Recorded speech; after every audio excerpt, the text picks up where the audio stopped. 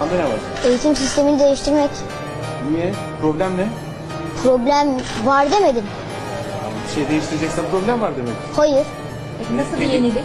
Yani Nasıl bir yenilik olmalı? İlk olarak okul öncesinde ahlaki, saygı ve terbiye eğitimi almalı insanlar. Çünkü görüyoruz ya, görüyoruz örneklerini, görüyoruz.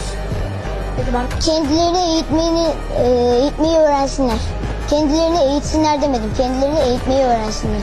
Neden felsefe diye düşünsek? Felsefe bilimlerin atasıdır.